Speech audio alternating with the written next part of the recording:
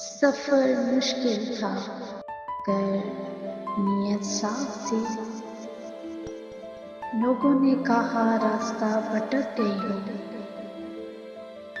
میں نے کہا راستہ مل گیا ہے، اس لیے دنیا سے کٹ گئی۔ آج کی داستان ہوا میں آپ سنیں گے سلار سکندر کا female version, case number 2، Urdu novel in my voice. Salar Sikandar کا عکس۔ پہلا حصہ، پچھتاوے سے روشنی تک۔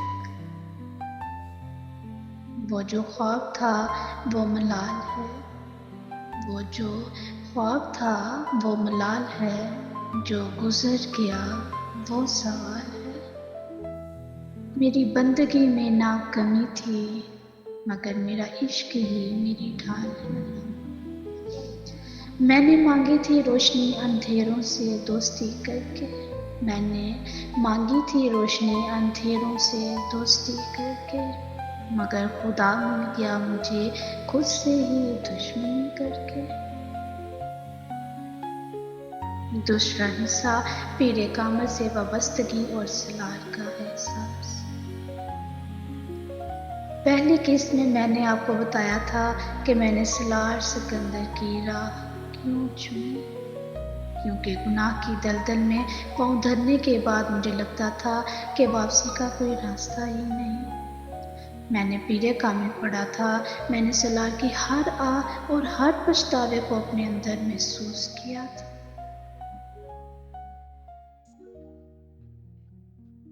تیسرا حصہ، تبدیلی کی حقیقت اور خودی کی جنگ۔ لوگ پوچھتے ہیں، حوا کیا تم سچ میں بدل گئے؟ میں انہیں کیا جواب دوں کہ بدلنا اتنا آسان ہوتا تو ہر کوئی سلار بن جاتا۔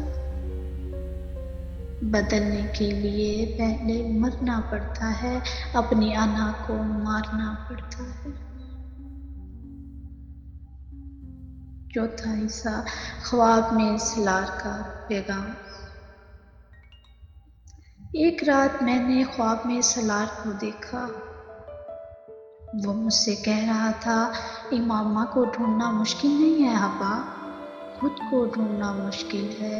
میں چیخ کر اٹھی، میرے کمرے میں اندھیرا تھا مگر میری روح میں ایک عجیب سی روشنی داخل ہو رہی تھی۔ کیا یہی وہ عشق حقیقی تھا جس کی تلاش میں سلار نے صدیاں گزار دی تھی؟ پانچواں حصہ، اعتراف بندگی۔ مٹی کے بت سے خدا تک۔ میں کتنی عجیب ہوں نا، میں نے اس شخص کو خدا بنا لیا تھا جو مٹی کا پتلا تھا، صرف مٹی کا پتلا، اور اس خدا کو بھول گئی تھی جو مجھے مٹی سے اٹھا کر آسمان تک لے جا سکتا تھا۔ سلار، تم صحیح کہتے تھے، جب تک دل نہیں ٹوٹتا تب تک خدا کی آواز سنائی نہیں دیتی۔ چھٹا حصہ، نئی پہچان کا سفر۔ مجھے مت روکو، مجھے بھٹکنے دو اس عشق کی راہ میں۔ اگر سلار بھٹک کر راستہ پا سکتا ہے تو حوا بھی اپنی منزل ڈھونڈ لے گی۔ یہ میرا پچھتاوا نہیں، یہ میری نئی پہچان ہے۔ ساتواں حصہ، توبہ کی خوشبو۔ وہی پیاس ہے، وہی جستجو، وہی سلار والا سکوت ہے۔ پیاس ہے، وہی جستجو، وہی سلار والا سکوت ہے۔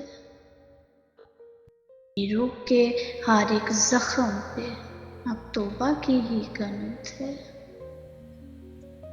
میں نے چھو لیا ہے اس آستان کو جہاں درد بھی دوا بنا، میں نے چھو لیا ہے اس آستان کو جہاں درد بھی دوا بنا، جب جھکا لیا سر کو خاک پر تبھی میرا خدا میرا گواہ بنا۔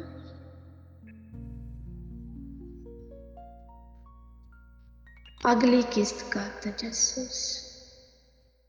داستان ہوا کی اس قسط میں ابھی اتنا ہی۔